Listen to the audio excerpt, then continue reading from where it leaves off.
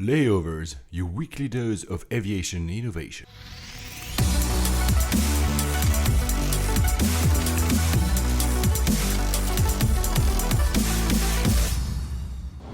Hello ladies and gentlemen, welcome aboard from the flight deck. This is Paul Papadimitriou.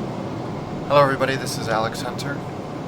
We'll be your pilots for this show about the news, the startups and the technologies defining the modern air travel experience. Our flight time today, 59 minutes, and we expect an on-time arrival. Coming up on this flight, Rimowa thinks the luggage tag needs an electronic reinvention. American Airlines thinks Gogo Wi-Fi is way too slow. Something calls should be banned altogether over US skies. Everybody seems to think the A340 needs to be scrapped as soon as possible. A pilot thinks anyone could land in 737 after watching his video. Hall thinks it can teach you in 10 minutes via brainwaves. We think a plan to annihilate time zones makes no sense at all. As we reach our cruising altitude, I'm going to turn off the fasten seatbelt sign for you. Now, ladies and gentlemen, sit back, relax, and let's turn on those noise-canceling headphones. Flight 35 to Auckland. Oakland, my neck of the woods. Yes. Oakland, California. I've never been to that airport. Yeah, not a lot of people have. But you have, obviously. I have. No, that's not fair. It's it's a good little airport, as you'll hear, and has a lot of history and a good story to it. So it was about time we covered it. Looking forward, and you're going to that region very soon, right? I am in about a month. For first, a few thank yous because I forgot to actually give shout outs because of lack of time in the past episodes, and now I have a huge backlog. First of all, I want to thank Chris Connolly. He sent us an email that was more than a month ago, so I really do apologize for not having replied so far. He actually named us on the dailytech.com website. The title is 100 Best Most Interesting Podcasts for 2016, and we're number 27th. Wow. That's actually really cool. That's quite an honor. Yeah, exactly. So thank you so much, Chris, for that honor. And I've just replied to you before the show. So thank you. Sorry for having overlooked that email. I'll be more diligent in watching that inbox. Also, I want to thank, of course, Genkanai as always, because he keeps sending us very interesting stories. I want to mention, by the way, because I keep receiving stories, we can't cover it all because there's so many stories every week, of course, in aviation. We try to editorialize to make something that looks, interesting for those who actually love aviation, but also fun, to have cover some fun stories. So don't be sad if you cannot cover your story. Maybe it come in another episode. Maybe we just cannot do it. Please be keep assured. Yeah, exactly. We actually, especially again, I don't even have to ask him. He keeps doing it. Thank you again. Alex Barrera is actually also listening to us, and he told me a story that's pretty interesting. He told me that as he was coming, he was in London, and he flew from Madrid, where he lives, and at T4. He managed to escape T4. T4 in Madrid, right? That big, fat, huge maze. Terminal.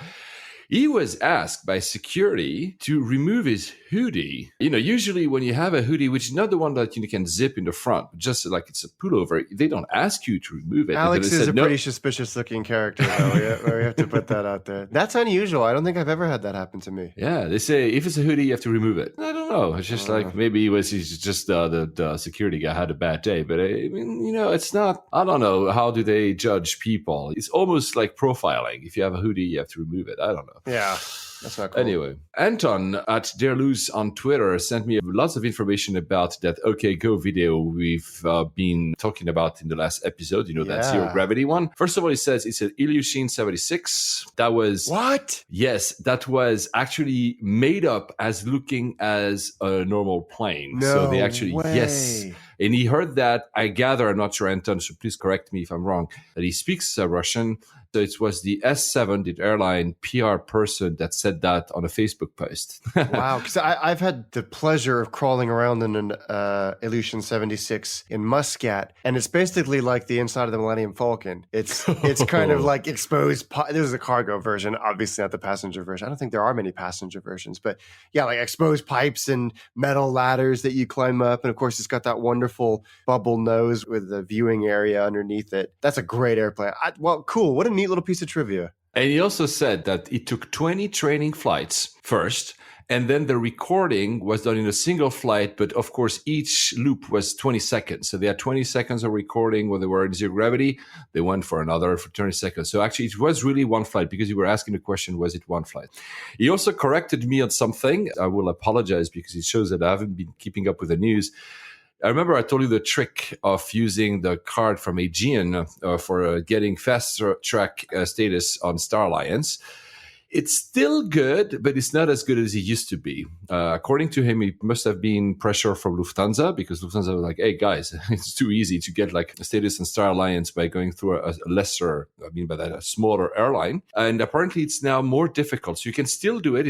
You still get faster gold status or any status for that matter. So well, fair you corrected. enough. Yeah. Talking about Go, you found a very interesting thread. They were actually on Reddit, right? They were on Reddit and they did an AMA, very timely AMA, and they actually added a little bit more information to the flight because they have not only did they do the AMA, but they have a great FAQ on their website. It's actually just genius how they did. So they did actually 8 parabolas. So they had 8 consecutive periods of weightlessness and to get the full take. And that took about 45 minutes to do. The video wasn't 45 minutes long. So what they did was they sped up the bits where they weren't weightless. So but they had to do it using BPM, beats per minute, so that it would stay on with the music. So they sped it up and then slowed it down and then sped it up 5 times. They did 21 flights to get this done, and 58 people puked. No, correction. There were 58, as they refer to it, puke events. But none of the band nor the director. Oh, wow. And they did it at a cosmonaut training center. Oh, that's awesome. Yeah, and kudos to them for commitment to their art. Holy cow. 2 more shout outs. First, Eric Hoffman. He has a website called With Husband in Tow. That's also a great site.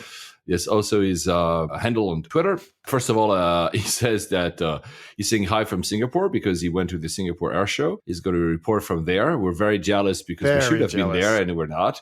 He actually tagged us on Twitter because he was flying there on his way. He was like, hey, hello. I mean, those guys are like, hey, don't rub it in too much. He also has a podcast, actually. So if you want to check it out, it's about travel. So I've listened to one episode. It's actually really nice. So I encourage you to go. I'll put, of course, the link in the show notes. He actually flown because we were talking about that in I think 2 episodes ago. He flown the 380 Lufthansa from Frankfurt to Beijing and in business class. I'm not a huge fan of the new business class from Lufthansa. So I will probably ask Eric to come on the show once and try to tell me how this was because I'm really interested. Last one, Taylor Moore from LA wrote on Facebook that he thanked us many, many times. And that was a very, very kind message because he's listening to us while he's stuck in the horrible traffic jams at LA. So thank you. And he says that he agrees that LAX is actually a horrible airport. I said it was improving. He mentions that the app from American Airlines now has a very cool features when you are in an airport. You can press on the app and directly zooms in into the terminal. You can find your way within the terminal. And that's apparently done from a startup called Locus Labs. They're very cool. They do find you your way to anything. And so that's very cool. I don't have the AA app, so I haven't checked it out. But that really looks something that other apps should be doing because it's really something that helps us a lot. So thank you so much. He actually says, I'm going to quote it.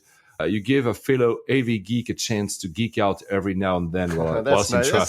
That's what makes us all worthwhile. Thank you very much, Taylor. For thank you, Taylor. Really, thank you. Thanks a lot. 2 updates from last episode because, as always, when we finish recording an episode, all the news are changing. Yeah. So we said last week that there was no claims from the attack on that airliner in Somalia, but there was. Actually. Yes, almost pretty much straight after, as you said. Al-Shabaab, who are a militant group based in Somalia, have come out and said, yeah, it was us. They emailed a statement saying that it was revenge for, quote, Western intelligence operations in Somalia. And I think a lot of the intelligence world is kind of like, all right, whatever. Probably not, but duly noted. Thank you. Moving on. I think, no one has come out saying that this has been confirmed or not, but they said it was them, which is weird because they're claiming responsibility for something that didn't work. Anyone can claim responsibility. Maybe that's them. I mean, it's clearly a plot. So clearly someone did it. And oh, well, it's never fun to talk about this. So moving on, just one mention because Manchester Airport, which was our airport last week, £1 billion transformation and expansion of the airport that was announced. £1 billion. It's a pretty big investment, actually. But Heathrow can't get another runway. You had to mention that. But honestly, good for them. They want to, anchor the number 2 spot in the UK as the second biggest, I wouldn't say airport, because in London, we usually count the airport network, right? So it's the second biggest airport network in the UK. So good for them. They have 4 airports under their management. Since we're going to Auckland, and we're going to start now the news with a lot of news about the US, American Airlines will do what United is already doing on its app. It's basically integrating with Uber. So when you arrive at an airport, probably only in the US for the moment at least, the app will directly allow you to book Uber to go wherever you want to go. That shows that Uber is really grabbing market share and also mind share. They make it surprisingly easy, like having on some of the apps that we're working on. Looking at the API documentation, just to get a little nerdy for a second, it's surprisingly easy to build in that level of integration for Uber into your app. They've done a great job with it. So I'm not surprised people are jumping on this. Even Google actually allows you, when you're doing Google Maps and you want to, one of the options Google Maps is train or traffic or whatever, and one is take an Uber. So they're really expanding. So we'll probably see other airlines doing that. I don't think there's any airline in Europe proposing that yet. I'm not sure. Somebody will clearly, maybe someone will correct me online after I've said that.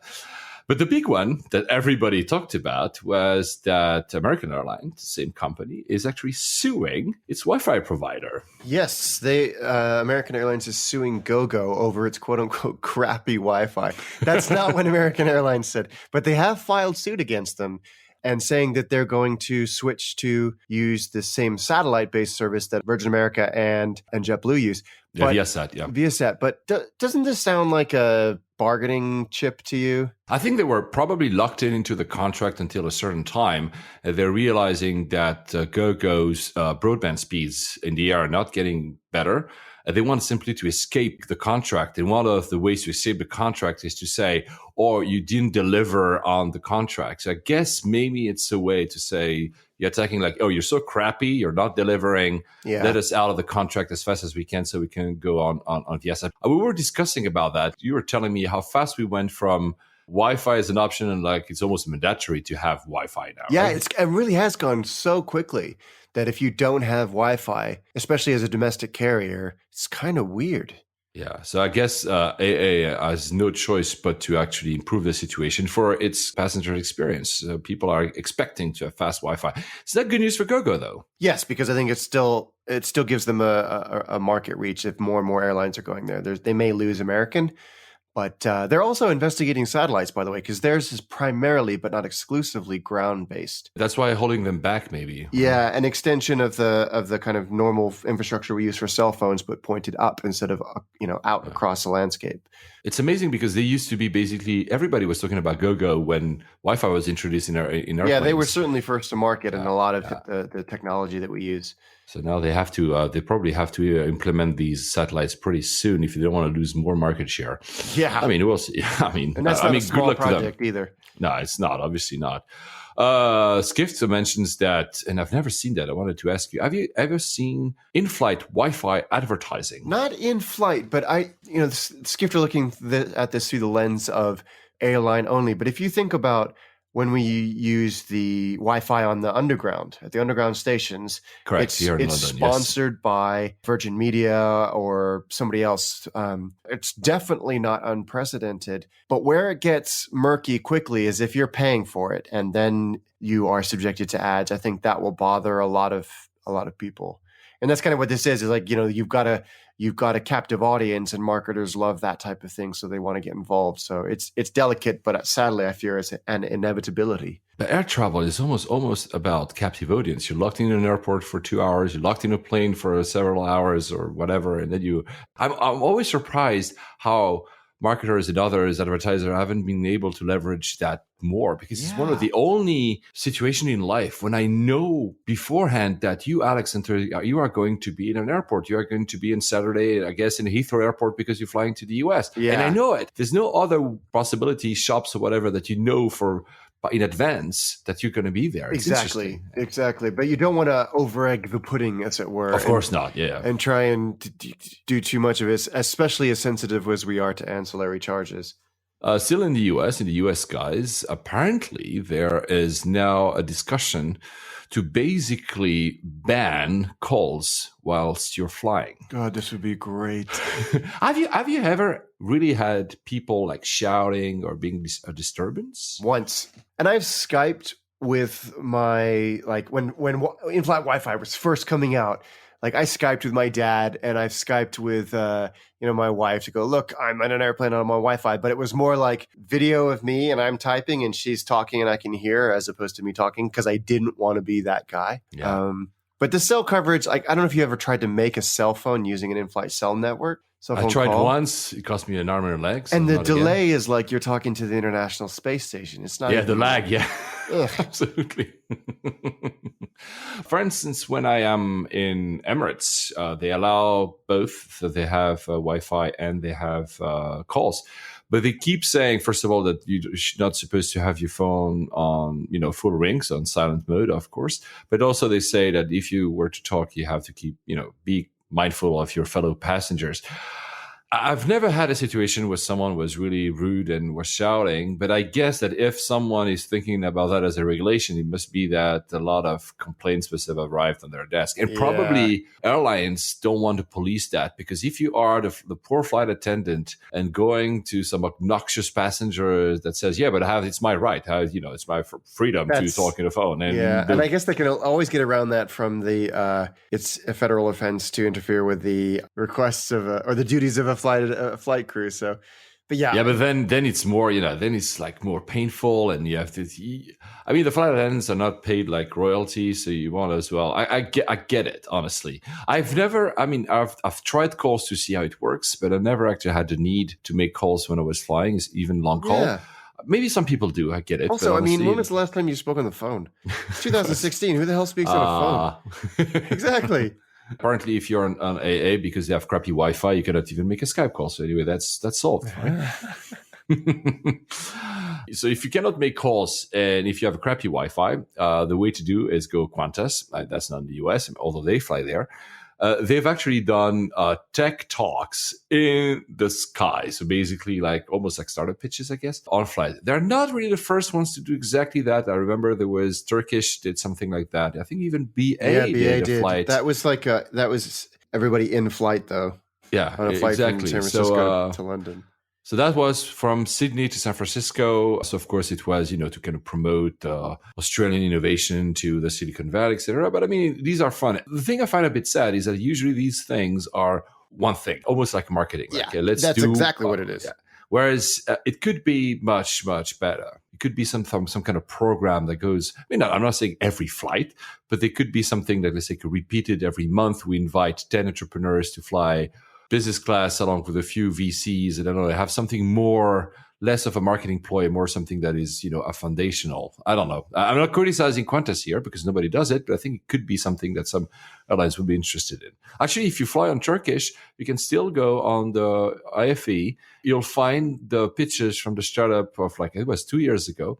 You can still hear the founders pitch their startups on the current IFE. I'm not sure anyone actually goes and listens. Right? Back to the US, the TSA. We love the TSA, right? Before we go to that one, I saw Max Gurevitz yesterday. So he had a fund, so it was a VC. Now he helps startups. Also helps an angel network, so people who invest in startups. For those who don't know. And he was challenging us, and I will invite him to this show once. He was challenging us. He was telling me, Paul, it's actually a better experience to fly domestic in the US than it is to fly domestic in Europe. I think that you could make a case for that at the top level of the US domestic experience. So looking at, I might have to take a flight from San Francisco to New York next month, and all the airlines across the board have really upped their game. But if you're on the average, I don't know about that. He says that as soon as you pass the TSA, basically you're good. Whereas in Europe, you sometimes have immigration, and you have, like you mentioned, Frankfurt, that we mentioned many times as well, where you have sometimes two security for no reason. And he says overall in the US, it's one hassle, which is TSA, and now you can get pre-checked and it's done. Talking about pre-check, TSA wants to basically make sure that a lot of people are pre-checked. I have pre-check and I like it. Whether it was $80, and I don't think being based in the UK, if I get my money's worth, but I think if you fly regularly in the US, it's absolutely worth it because at the very kind of core of it, it gets you a dedicated security line where you don't have to take off your jacket, you don't have to take off your belt or your shoes, you don't have to take your liquids out of your bag or your laptops out of your bag, and you just kind of breeze through almost with like, it's what it used to be like, which is kind of ironic. We're paying this $85 or whatever it is a year to go back to what we used to have. To UX experience, yes. But I like it.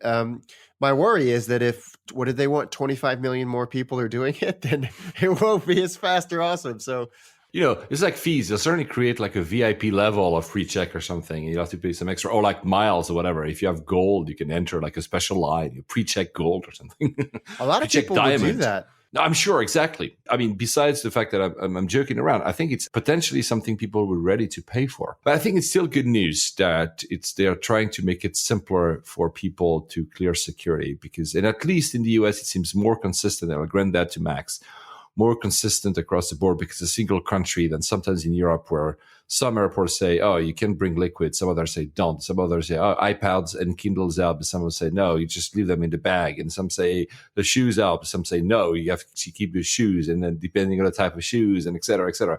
I mean, if you know how to travel, like you and me, we basically go to the common denominator and we know what we can and cannot do. But sometimes it would be nice to have like a common denominator in Europe in security. Yeah, absolutely. And it's there's no way that a service like this could be introduced in Europe because you have, as you say, so many different standards from airport to airport, let alone country to country. You're right. Still in the US, I don't know what to think about that. I'm glad I wasn't the only one who had that reaction.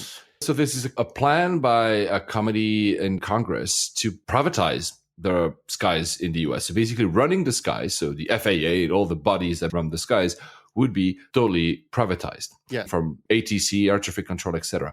I don't know what to think about this. Well, it's what we have here in the UK. True. The ATC is entirely outsourced to NATS, and it works.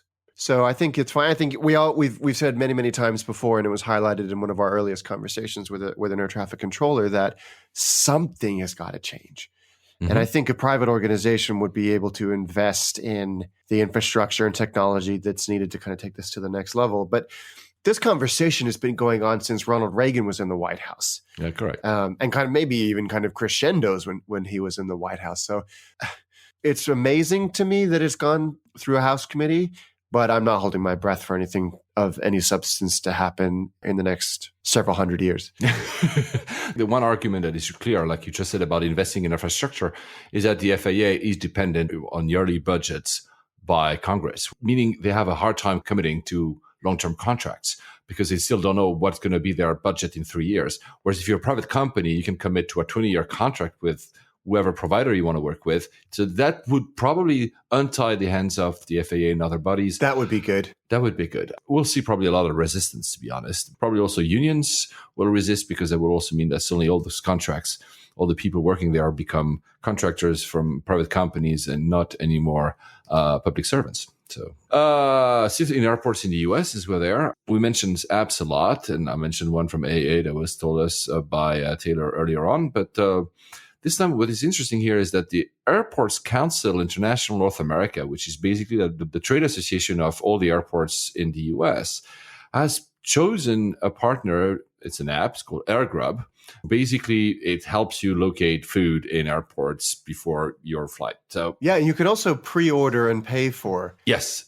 Which is good if you got a tight connection. I don't think it's like mandatory, meaning I don't think airports have to use it. I don't think so, at least, because that body is more like it's a trade association, so you can like force all the airports. But I guess it's good for their startup because suddenly they have access to all the airports in the US. I think that's the key thing here is that it gives them access as opposed to having to go to each restaurant or food outlet individually and negotiate terms and all that they do this kind of blanket thing. But I like the idea of, I'm transiting, I'm taxiing to the gate in my current thing. I know I've got a really short wait before my next flight, but I'm really jonesing for, I don't know, Shake Shack at Terminal 4 in JFK, that I can get it. But on the flip side, I don't know about you, but there's not that many airport eateries where I'm like, I must have that. Exactly. Burger King or Dunkin' Donuts. I can get that anywhere. And the other criticism we were doing, I mean, I was asking you, I think it was 10 episodes ago, do you download a lot of airport apps? To which you replied no, and I don't do either because I don't want to have 25 different apps about each airport. I already have enough apps about the airlines, right? So the flip side of having AirGrub is that if you have one single app that works at every single airport in the US, I'm not saying I will use it, but probably I will be interested to see how it works. Whereas if I had to download the JFK app when at JFK Airport and the, Detroit app when I'm Detroit Airport, etc., at one point I'll just give up. Yes. So maybe there's something to that. Talking about that, Miami is just releasing its own app for its own airport. And we said, both when we were covering Miami as an airport, I think it was episode 7. The 007, the James Bond episode. And also later on that they were the first in the US to have a fully beacon-ready airport. And actually they are releasing their app, which will exactly use these beacons. You'll be able to know of every single shop, every single restaurant, etc. So great idea. Will you download the app because of that?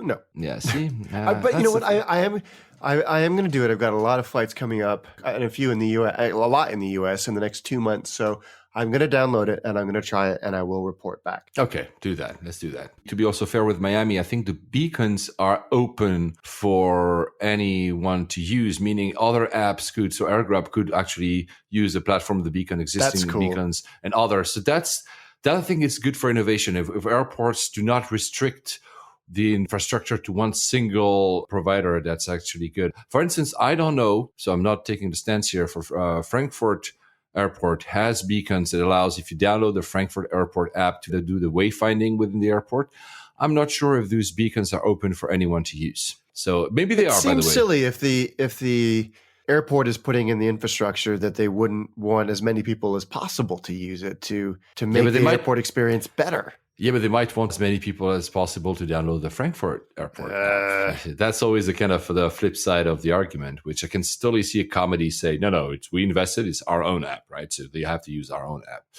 Anyway, the reason I wanted to mention this one is because of this big spat between the US and the ME3, so the 3 airlines in the Middle East. So they always like, but first class, but first class doesn't exist anymore, shouldn't be existing anymore. They only the very rich Gulf countries can afford first class.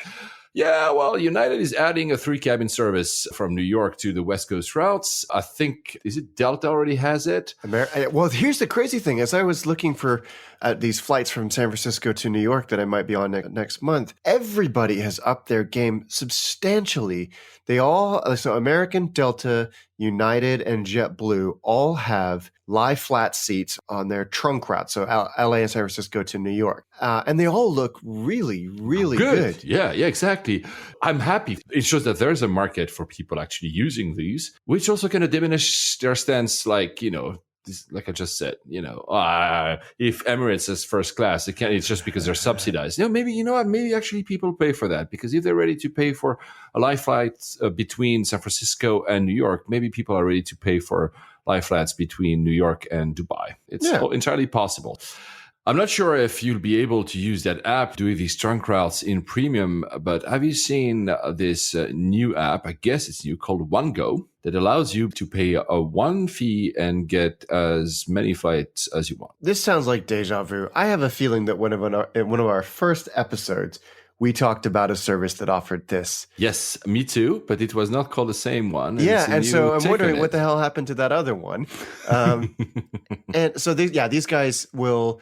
You $1,500 and you get unlimited flights within a region, and you'd have to pay $3,000 to get a month to get unlimited flights across the U.S. on quote unquote many major carriers, whatever the heck that means. I sense you're kind of doubtful. I just don't see the market, but that might be their kind of silver bullet. I didn't see Alex, the market for Surf Air. You are the market, right? Because you are the guy who just said you're going to do like lots of flights in the US in the next 2 months. So maybe actually, Well, maybe the calculation works. the top comment on this made me laugh. It says, "I'm going to see what this is about for 1 month and then reverse the credit card charges." Yeah, I don't know if this is going to work. I don't know if there's you have to book 7 days in advance, which eliminates a lot of business travelers, and you can only have 4 one-way bookings in the system at any time. And I think for business frequent travelers, that's just not going to work. They need that flexibility. And I also remember that you don't accrue miles for these flights or something that was like a deal breaker. Oh yeah, that would be a deal breaker for a lot of people then. I'm not sure, but that might be a lot. On these guys, apparently you do, but certainly on the last one, you didn't. But yeah, I don't know. I'd be interested to see how this works. We should talk about that when we invite someone with revenue management, because I also I'm not sure about the economics of such an app. Do they make money out of? Because if they're screwing you, meaning, sorry to say that, because I'm sure Go guys, you're not screwing anyone. But I mean, if the price at the end, you can find better deals by doing your own research and not doing this, you might lose a little bit of time to do the research, but is that worth the price difference? I'm not sure. Exactly. I think that there will be a handful of passengers that they lose a lot of money on, but they also make a lot of money on. The rest of the people who will sign up for the service, do a few flights, go, wow, and then forget about it. The app looks pretty well done, though. And I love the article that says the Netflix of jet setting. I'm not sure if that's the case, but I mean, good luck to them. And we'll revisit that when we have someone, because we're planning to invite a guest who's in revenue management at some point. So we'll probably try to reassess that, because I'm very interested to see if he or she will think that it makes any kind of sense to create that. Talking about any kind of sense, Alex and I repeat that every time we go to there, are not very big fans of smart carry-ons and smart luggages, et cetera, et cetera. This time it's slightly different again. Rimowa, very famous luggage manufacturer. You know, if you see them on the belt and any baggage delivery, recognize them. You know, they're usually this kind of briefcase that looks like there's lots of money in it or something. They came up with an electronic tag. So instead, you know, the tag the crew will actually... The luggage tag, But instead of having that, you'll have an LCD. I guess it's an LCD screen on the luggage itself. Why? Go on. Cost, man. Yeah, I know. I mean, they say they already have agreements with Lufthansa. It means that he might be working soon at airports, at least in Germany, I would guess. There's also something I don't understand. So does that mean that LCD screen is always on? Because, you know, once you actually put the luggage and check in, it has to go through all these carousels, and there's like 3D scanning techniques to get your luggage in the right. Don't get me wrong. Plane. I think this is really cool. From a design and ergonomic perspective, it looks beautiful. It's very cool. Why are we so obsessed with overcomplicating already simple procedures? I think the introduction of RFID tags into bag tags was revolutionary and helped a lot. Yes. And I think if you ask a bag handler to the person who manages Terminal 5 at Heathrow, they would say that's huge. But I don't understand the problem it solves. I'm not sure either. I mean, again, this is a very large company. So like a lot of the other stuff that comes off Kickstarter, this one is an actual product launched, already existing product by a very large company. Yeah, that's interesting. And their Lufthansa, like you say, is official launch partner. So maybe there's something. I don't think it will, because it still requires a lot of, I don't know. It might not see the light in any other countries or airports outside of Germany. I mean, I hope for them, but it's recording now. I mean, as my wife reminds me every single day, just because I think it's a bad idea doesn't mean that it is. So who knows what's going to happen with this? She's smart. She's really smart. She is. She's way smarter than I am. I'm excited to be proven wrong on this one. At least this one that doesn't have all the stupid batteries and wires, exposed wires and other stuff. So, yeah, but this has a battery and... Yeah, exactly. I was thinking about that. If the LCD screen has to stay on, or does it automatically recognize it's inside a container, it can actually turn off? But it still has a battery. Or maybe someone has to press the button to see it, but then that means that maybe the carousel, I don't know. Anyway, I'm really interested to hear more. I'm still interested to see one, or I hope to see one, since I often transit via Germany and fly Lufthansa. So I hope to see one of these days and to report on how it is. And if any one of you is planning to buy one and will travel with, please let us know how it is, because we're really interested. So we had a comment of our friend that is going to the Singapore Air Show. We're really We should have been there, I Alex, know. right? I keep saying that. We're not always very good at keeping track of all these shows and that we should be going to. Also because we have, we work, we have other stuff to do than recording podcasts and geeking out in airplanes, but we should actually, make our way to, and this one is one actually not to miss. So of course it's very Asia centric. I'll start with something that, our biggest entertainer in the airline industry, our dear friend Al Baker of Qatar Airways. He already made comments, of course, kind of criticizing Singapore Airlines on their own turf. He says pretty bluntly that Qatar will never allow the gap between them and Singapore to close. So he thinks they're much better than Singapore. And there's no way Singapore will ever get to them. That dude. Yeah, he's always so blunt, which also is why we like, because we like at least it's he's fun. like the one trip of our generation, right? Every generation of airlines need to have somebody who's like brilliant but outspoken to the point of sort of megalomaniac cartoon evil, and he's done it. He also says that we have decided now that we will get an IP, so a patent basically, on all new products that we are putting in our airplanes. They will be launched across their feet and basically nobody will be able to copy them. That seems a reasonable use of patents. But it also means that they're developing, because he already said many times that they're developing new seats and that they can replace basically first class by a new business seat that will be so good, that will be unseen in the world. All big words he's always using. But it means that they are creating that themselves and not relying on our usual partners. Yes, that seems to be the fashion these days. You've never flown them either, right? Not yet. So I want to fly them.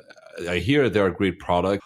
But are they that much better than Singapore Airlines? Probably a little bit right now. But yeah. Will Singapore Airlines never cut to them? I'm not that sure. Singapore is one of the best companies in the world. That's a pretty bold statement. There's a lot of confidence in that statement. The Singapore show is going on while we record, so there's no such big news yet. We'll report on that when we record next time. The big fear, though, is that since the economy is not doing that great, there's a lot of fear that, of course, first, there's not going to be that many orders this time, and that companies are hesitant buying new airplanes because of the uncertainty of the markets. And at the same time, that's more interesting, is a lot are saying that the growth in aviation, commercial aviation, is coming from Asia. And we've seen like these massive orders coming all across Asia. There's been, of course, from India, etc. There are some comments that say that some of the airlines won't be able to actually complete those orders. Some airlines will have to maybe cancel part of these orders, because across the world, the airlines with the less profitability are all located in Asia. And not only that, this is coming out of IATA, that it is an intensely competitive environment there as well. You think about the number of airlines that have started up in that region in the last 5 years. It's incredible. And times are good in Asia. Fuel cost is low, but is it sustainable? And will they be able to fulfill those orders when the bill comes? This will be an interesting time to see. What they kind of close this article by saying that one area that seems to be reasonably insulated from that, despite a general downturn in their economy, is China. That there's still enough of a market and a growth market to really fulfill these orders. A few news about Asia. First, ANA is going to have a first class in its A380. So that's a goal for you, Alex. That's interesting. Yeah, absolutely. So because there were a lot of comments, will they go for a high-density aircraft or not? They actually are going in 3 class, so that'll be interesting. They also show that probably these A380 will be used for premium routes. So they probably maybe even come to London. We'll see what happens there. Though, again, my flight from London to Haneda was not that full, so I'm not sure. Yeah, that might not justify a 380. Yes. A lot of people say they could actually simply go to Hawaii, because Hawaii is a very, very popular destination for Japanese, especially for people that are getting married for either the marriage or the honeymoon. Yep. So maybe that will make sense. Then Philippines Airlines, I mentioned it because I used to live in the Philippines. I have a little bit of a soft spot for them because they're not a great airline, but I really hope that they will improve. And they've just actually acquired A350s. So yes, good for them. exciting. Thank you. I hope that because that might actually make me try them once again. Thai Airways is actually finding its A340. The A340 is suddenly going out of fashion at the fastest speed I've ever seen. Yeah, I've never been a huge fan of that airplane. No, I mean, you don't like the lanky type of, design of the aircraft. I like how quiet it is, but that's about it. But, it was quite popular, not, of course, 747 popular or whatever, but it was, many airlines had them. But now they all basically trying to ditch them as fast as they can. So Thai is basically grounding these airlines because it just costs too much in fuel. Yeah, they never really lived up to the promise of their performance specs, if you will. The other that is doing that, so that drives us back to Europe, Lufthansa wants to retire its A340s as quickly as they can. And they have a lot, don't they? Yeah, they have a lot. Replacing them with A350s. Basically, the A350 and not might be an aircraft. 747s. Gosh darn it. One day. Well, you know what? They are 4-engine planes. I think that's the thing, right? The 4-engine planes are really out of fashion these days. I don't know what to do, man. I don't know. I mean, Genkanai just sent me actually a few minutes ago that he was in China Air and he took a picture of the, in-flight magazine. They have 747-8s. That's good. So we should fly them as well. Yeah, I've never flown on them. I'd like to. So Lufthansa, we mentioned it was at least, 15 episodes ago. We're talking about how Lufthansa was trying to basically move most of its operation towards Eurowings. So basically move into a more low-cost structure, most of its operation, and keep the premium routes. Yes. Munich, mainly basically flights that leave, long haul that leave from Munich and Frankfurt, and some from Düsseldorf, as Lufthansa. That created all the freaking strikes we've been having in the past 2 years. Yeah. And having a hard time delivering on a strategy that hurts their profitability. Do you think they will be ever able to do so? I think they will be, but I'm actually worried about the future of Lufthansa. They're really struggling, and they're really in a tight spot because they're getting squeezed, as we've mentioned in other episodes, from all angles. And this was sort of supposed to be a massive strategic realignment, and it's not working. And then they've got battles with the unions, as they always do. Seems to be in perpetuity. I'm worried about them. Just by looking at a fuel bill, that's interesting. There's a comparison. I'll put the link in the show notes of the average fuel bill for airlines, and Lufthansa has the highest fuel bill of them all. Because I believe it. Yeah, Singapore is actually one of the ones that has the cheapest ones. There was this very strange story about that very strange aircraft coming out of nowhere, seemingly, in Zimbabwe. So the headline is, "Dead body and millions of South African rand," the currency that they use in South Africa, "found on plane." This whole thing, as you said, sounds like the plot of a Die Hard movie. It's an unmarked, is it a DC-10? Apparently in Harare in Zimbabwe, the airport staff saw blood dripping from this airplane. It was going from Germany to South Africa, and they found a dead body and millions of South African rand. And apparently the plane, it's a U.S.-owned plane being used by the South African Reserve Bank. They think that the body was a stowaway, but I guess it's prompted a lot more questions about where is this money going from, and where is it going to, and who is this person? Yeah, very, very strange.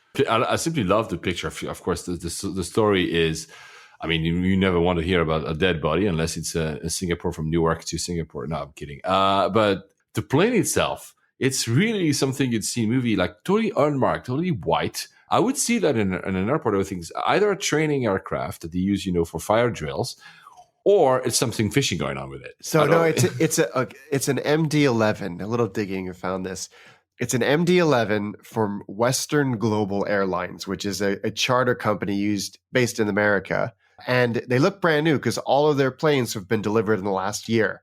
They still build MD-11s? No, I mean, these are 25-year-old airplanes, but they've received them all in the last year. So they seemingly are a relatively new outfit, but with not much of a presence. But it's been impounded in Zimbabwe. Yep. If nobody wants it, we could actually take over and actually put a big layover painting on it. That's an inevitability. We'd prefer a 747 though. In that case, there was, sadly, somebody died within the plane. What happens if a pilot dies, or if two pilots die in a 737? And actually someone came up with a full answer to that. Yeah, this guy on Laughing Squid, which is a great site, he put together this And he's a pilot. He put together a video tutorial for non-pilots on how to safely land a Boeing 737-800. And it's like how to talk to air traffic control, how to put the autopilot on, and even how to manually land on a runway. There was a Quora question that prompted this. And in the past, a lot of people have said it's an impossibility. Without training, you wouldn't be able to do it. And this guy, A, disproves that. And B, I don't think it's impossible. I mean, I've got, a few hours flight experience, and I reckon I could have a whack at it if someone was talking me through it. And there was also that recently there was a video of a Russian flight attendant in a simulator being talked through the process of doing something, and she did a great job. She landed it beautifully. But this is great. It's great content. Look at the video, you'll understand that you could actually do it. Or maybe you'll be completely stressed out and panicked and you'd rather have a parachute, but it's actually possible. Alternatively, if there's no pilots anymore, and if you don't want to learn how to actually do it by watching that video, there's now a way to learn to fly a plane via brainwave patterns. Wow. So I'm not exactly sure how it works. It's in Kurzweil. Kurzweil is someone who does future studies. So these are actually very interesting news. It's not something that applies today, but it shows that you could learn how to fly a plane by having the input directly to your brain, and probably other stuff, not only flying. That's amazing. It's pretty amazing. I don't know when we'll get there. Probably we'll get robots flying planes before we get people getting to fly planes with brainwave activation or something, but that's actually pretty amazing. So if you don't want to learn how to save a 737 without pilots, maybe you should just give a call to these guys and try to have some implants in your brain and learn to fly very quickly. If somebody wants to reach out, I'd like to learn to fly a 747 in under 10 minutes. If I could do that, I'd be very happy. Me too. Now, something that created a little bit of fuss on my wall on Facebook. There is a plan to destroy time zones. It's not the first time we hear about it, obviously. There's been many, people are discontent with the time zones. And we do suffer with time zones as long-haul travelers because you suffer off jet lag, obviously.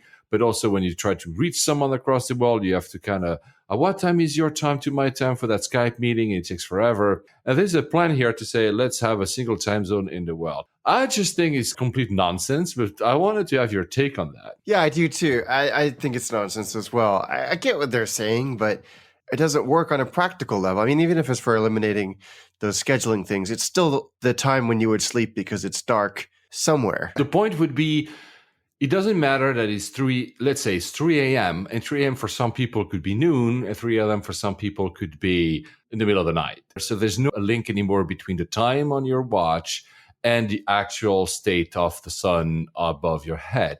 First, it'll be a huge fight. Who gets the noon? So who gets the 12 equals noon, right? That plan calls for us in the UK, so we'd be very happy. We won't have to change our habits. But I mean, people have gone to war for less than that. So first of all, and then there's an international day change. How do you do that with no time zone difference? I just don't. It's an interesting academic exercise, and that's it. But it's funny how when I mentioned that on Facebook, how many people react to that because they're like, it's really something that bothers people. And one of the things that bothers them the most is obviously the jet lag. Do you suffer from jet lag? Depends the direction I'm going to. Eastwards is always worse normally. I'm certainly not immune to it. People ask me, Paul, how do you deal with jet lag? One of the ways that is proven to be quite effective is, besides not drinking alcohol, not overeating, whatever, it's to time your last meal between 8 and 12 hours before the time when you're supposed to have your breakfast as destination. That kind of forces your body to go into a more sleepy mode. So that's why you're not supposed to eat in the plane, especially on long haul. That kind of works. Some people take melatonin, which is...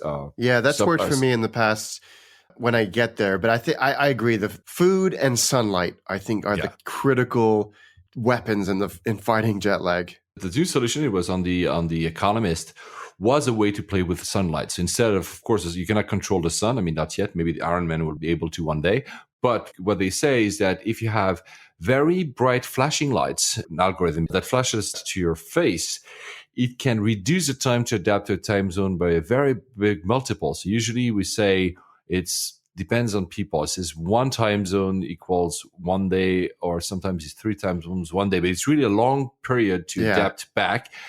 With this method, you'd be able to basically beat jet lag in under hours, basically, and not days. I don't know if it's ever going to work. I mean, I'd be happy to try it, to be honest. Yeah, anything, frankly.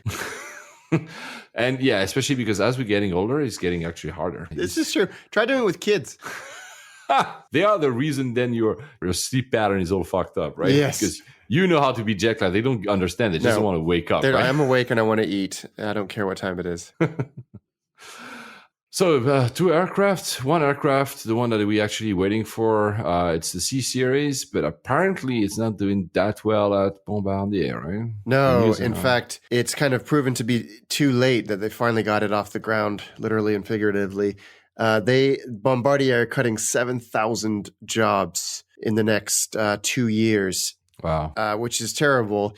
Air Canada, in a shred of good news, have signed a letter of intent to purchase about 45 of the C series. But you've got to wonder, because they didn't get a single order for this airplane in 2015, not one. And so you have to wonder what the incentives for Air Canada were here. I mean, if they got a sweet deal, if it came from the Canadian government, because obviously Bombardier is a Canadian company. So it's difficult times. You have to wonder if they're going to make it. We'll probably see the C series because it's been green lighted. But yeah, I hope they survive, because it's nice. Again, we say that in every episode, to have more competition is always nice, but also because it looks like a pretty cool airplane. Yeah, I'd like to see it. Really, I'd like to see it. I'd like to fly it. And but like you said, not that many people have actually even ordered it. Even before the lack of orders, not that many companies have actually ordered it. Not many at all. So. And those who did order didn't order that many. Too bad for the job losses, because it's never fun to hear that. No. The last 3 news will be about airports. As we started with Manchester. We'll finish with 3 airports before going to Auckland. First, and that's LCY, Lucy, the favorite airport of Alex here in London, or even in the UK. Great airport. They've been on sale for quite a while already. That's not new. But apparently, their bidding process has gone to up to £2 billion. So actually, it's a very worthy airport. £2 billion. It's a great airport. They've had a lot of problems with some expansion endeavors, just going through the normal regulatory hurdles and noise and all that. But there's a great little airport, and one of the people involved is Li Ka-shing, who is Asia's richest man and one of Hong Kong's famous sons.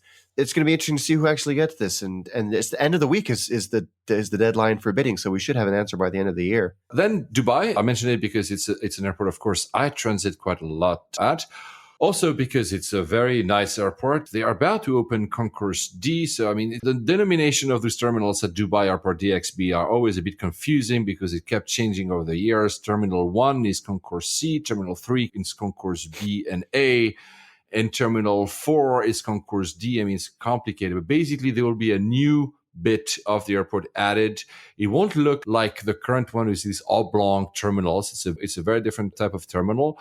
What that means, it means that I'll probably never see it. Concourse C, A, B, C will be only for Emirates, and everybody else will be at Concourse D, that new airport. So if you fly through Dubai or to or from Dubai, you'll see those differences coming pretty soon. It looks like a very, very efficient, a very nicely done terminal. If you look at the map, there's no more room to grow. Yeah. I don't think... Which is why they're opening the new airport. Yeah. And since we always ask the question, is it a good airport for layovers at the end of our show? The list for the best airports to sleep at 2015 has been released. Have you seen it, or do you agree? Well, yes, I do agree with the list. And so the article was in the Telegraph, but it was based on data from this phenomenal website. And I'm so happy that this even exists, called sleepinginairports.net. .net, yes. And it's like a really, really rich resource for doing exactly that. And I get to test it out because on Saturday night, I get to spend the night at JFK. Oh, wow. Yeah, because my flight gets in at 9:30 and I have a 6 a.m. flight out. And for those of you that know New York, it's at least 2 hours to get into Manhattan if the traffic is being unfriendly, which it always is. There's no point in paying the inflated prices for a hotel for what will probably end up being about 4 hours. So I'm just going to chill at JFK for a few hours. Do you So have to, I will. do you have to tell switch you. terminals? Yes. In which terminal will you see? The one you arrive in or the one you're departing from? Well, this is a good question. Unfortunately, the only lounge that open 24 hours is past security in one of the terminals I'm not flying out of, so that's basically useless. I don't know yet, and I'm not going to publish it in case I get turfed out for saying, we were waiting for you. I can publish this episode after you actually go there if you want. But put it this way, JFK does not make the top 50 best places, the airports to sleep in. I'm not hugely excited about this prospect. No, I mean, the one they put at number one is no surprise, Changi. It keeps being the number one airport in the world. Incheon, same thing, always ranks very high in the rankings, either number two, number three. Third is Helsinki. That's a good airport. You sadly won't take Finnair to try it out. Most of them we have covered, Vienna, Munich, etc. But Tallinn, I've never been to the one in Tallinn, so I want to know. Arlanda will cover it one day. So yeah, it's another surprising list. We'll put the link in the show notes and also the link to that website. So I'm going to start with a question. Is Auckland a good airport to sleep at, to take a layover at? No. It's not. Poor Oakland. So if you're not familiar with the Bay Area, there are three major airports: San Francisco, obviously, San Jose, which is in the South Bay, and Oakland, which is in the East Bay, which is where I've spent a lot of my life. It's not the best airport in the world, but it is an interesting airport for sure. It's got a really storied history. It was opened in 1925 and dedicated by Charles Lindbergh. And then because it had, for its time, a really, really long runway, a whopping 7,000 feet, it became the launch point for a lot of historic flights. So Charles Kingford Smith's historic flight from the US to Australia, and it was where Amelia Earhart left from on her ill-fated trip around the world. Boeing had their Boeing School of Aeronautics there in the late 20s. So that was really the first flying school, which then kind of turned into this huge civilian air training. It was run by the U.S. Armed Forces, and during World War II, it became Oakland Naval Air Station. And then and during the Vietnam War is where a lot of troops left from, because it's one of the closest points to Southeast Asia. So it's had this really, really interesting history. And while the passenger services have ebbed and flowed, United pulled out a long time ago and shifted their big maintenance facility to across the bay to San Francisco. FedEx have a big cargo base there, and it's one of the busiest air freight terminals in the U.S. Southwest have a huge presence there and fly to about 20 destinations. And then JetBlue fly out of there. And a few other Allegiant have a pretty heavy presence there. Alaska and Delta have a couple of destinations out of there. Spirit to Volaris. I think JetBlue is the only one who does the trunk route. It's the only one who actually goes to and from New York from Correct. JFK, I think. It was where JetBlue started in the Bay Area, and then they moved to San Francisco when Virgin America came along. But exactly, I was about to say that. Go ahead. I know what you're going to say. They've had a few international services that have come and gone, but Norwegian fly London, Gatwick to Oakland. I don't think they've actually started. They started in May, but it's out for sale. Okay. Yeah, this is great. And also to Stockholm, and then Oslo is and that's 787s, all three of those. That makes it a very good deal then to go, because Norwegian is an airline that is very, very, very competitive. Yes. And like we mentioned in the last episode, how expensive it was to go from the US to the US from the UK. That might be a very competitive product to try. Yeah, they have, it's very regional traffic in general. So that's a nice little change. It's got a fantastic museum, not on site, but just like a 3-minute taxi ride away on the perimeter road. There's an In-N-Out close by, if that's your jam, which for most people coming to California, it absolutely is. Getting out is actually really easy because they have this BART, which is Bay Area Rapid Transit, which is kind of this rail system. It's not subway and it's not a train that goes through most of the Bay Area, connects directly now with these kind of autonomous robot pods from the terminal itself right to the Oakland Coliseum BART station. So in terms of connectivity, it's great. And for me, getting to family in the East Bay, it's a very convenient airport. And it's the little airport that could. It's like the younger brother of the two big kids in the area. I'm very fond of it. Would you fly there with Norwegian? Is it something you would actually try? Yes, in fact, we looked in it, but until Norwegian figure out the prices for their ancillaries, it's not that much cheaper. Okay. You said not a great offer to layovers, as in you'd actually basically go to your family, but do you think and sleeping there would not make much of a sense because it's a regional yeah. Exactly, and there's not many instances where you would do a layover because the traffic is so regional. You may be there for an hour or so when you're changing from one Southwest flight to another, but there's not much opportunity for a for a layover. I'll definitely consider it when I'll come next to San Francisco then, because as people know, I don't really like to fly United. So that would be a good alternative. On that, Alex, so you are flying to both New York, like you just hinted at, and Boston. That's right. That's field research. You will report back in our next episode about your, which airline are you flying with? I am flying on BA there and back, and I have 2 legs on JetBlue. Nice. Yes. So you'll tell us all about that in the next episode, and also about your layover at JFK, because I won't forget that. I really want to know about this. Guys, happy travels. Safe flights, guys. On behalf of Layovers and the entire crew, we would like to thank you for joining us on this podcast today. And we're looking forward to seeing you on board again next week. Flight attendants, please prepare for landing.